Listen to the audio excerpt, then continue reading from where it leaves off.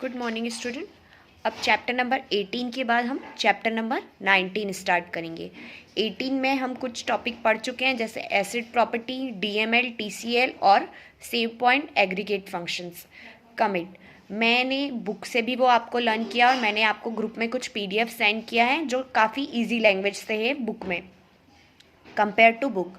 आपको अच्छे से समझ में आएगा। आप उसको भी पीडीएफ में जो मैंने सेंड किया उसे भी लर्न कर सकते हैं अगर आपको बुक का नहीं हो रहा है लर्न और समझ में नहीं आ रहा है तो।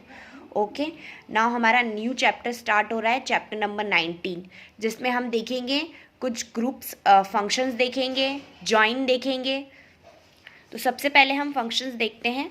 इंट्रोडक्शन देख लेते हैं। MySQL provide the feature of validity, correctness and the data being enter in the database define the constraint. Later than the constraint may be modified required. Sometimes the required to make the query retrieve and select query using.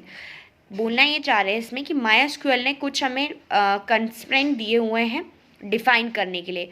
कुछ constraint already define रहते हैं, कुछ को हम modify कर सकते हैं हमारी प्रोग्राम के अकॉर्डिंग। मॉडिफाई का मतलब हम चेंज कर सकते हैं। अब हम फंक्शन देख लेते हैं जो हमें MySQL ने प्रोवाइड किए हैं। तो उसमें सबसे पहला फंक्शन होता है हमारा aggregate function. Aggregate function are also known as the group function. Group function भी कहते हैं। Aggregate function return the result only the single row based on group row. Aggregate single row रहता है लेकिन इसमें भी ग्रुप्स रहते हैं, मतलब सिंगल रो और ग्रुप के फॉर्म में काम करता है aggregate function rather than the single row. मतलब ऑनली सिंगल रो नहीं आएगी, अगर सिंगल रो भी है तो उसके अंदर जो ग्रुप्स बनेंगे वो एग्रीगेट फंक्शन हमें अपेयर करेगा। It always appear in the select command and the order by and having clause. Aggregate function किस कमांड से चलता है? select से, order by से, having clause से, clause से।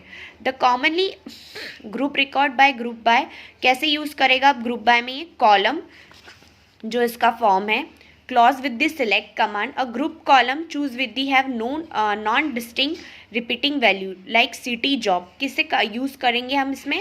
कौन सी कमांड से? सिलेक्ट कमांड से हम इसको यूज़ करेंगे।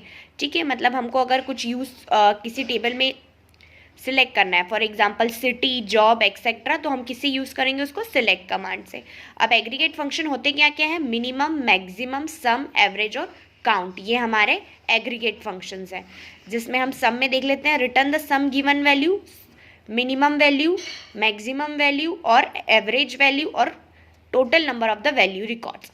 सम का मतलब होता है सम करके देगा, ये हमें प्लस करके देगा। मिनिमम में अब जो भी आपकी टेबल है उसमें सबसे मिनिमम वैल्यू निकाल के देगा, मैक्सिमम में मैक्सिमम। एवरेज में पूरी टोटल टेबल का कॉलम का जो भी आप सिलेक्ट करोगे उसका एवरेज निकालेगा। और काउंट में भी ऐसा ही है कि वो टोटल वैल्यू काउंट करके आपको रिकॉर्ड में बताएगा। अब एग्जाम्पल देख लेते हैं इनको यूज़ करने का। MySQL select sum from employ.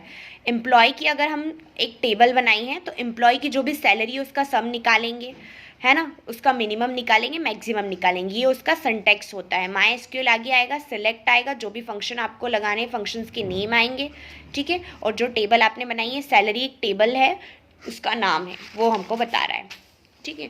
यहाँ देख लेते हैं average function and null value. Average function null value बता रहे हैं यहाँ पे। Consider the following employee with the sum record.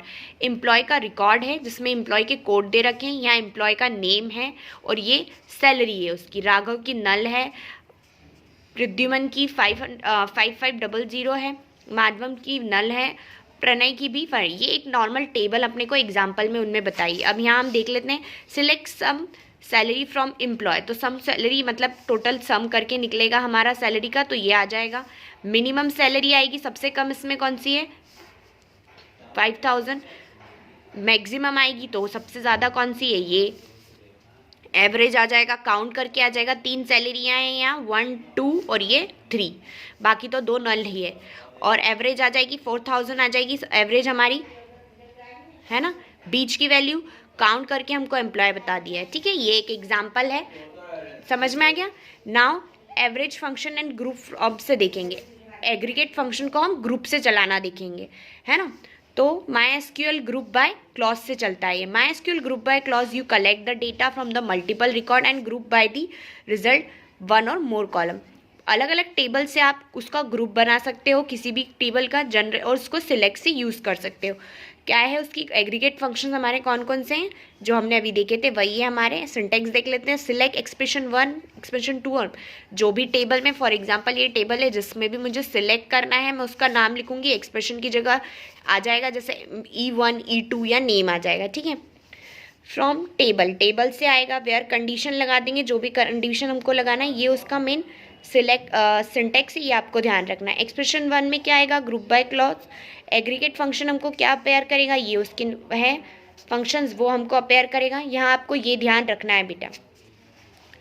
Now हम देख लेते हैं my SQL group by clothes with the count function. Count function में क्या होता है, कंसीडर द नेम ऑफिसर्स, यहाँ नेम कंसीडर होगा। My SQL group by clause 1 execute select address count from the, इसमें आपको जो भी मैं ये पढ़ाऊंगी इसमें आपको ओनली समझ में आए ना आए, पर आपको सिंटेक्स अच्छे से ध्यान रखना है कि इनके सिंटेक्स क्या होते हैं, जैसे मैं यहाँ देख रही हूँ, ओके।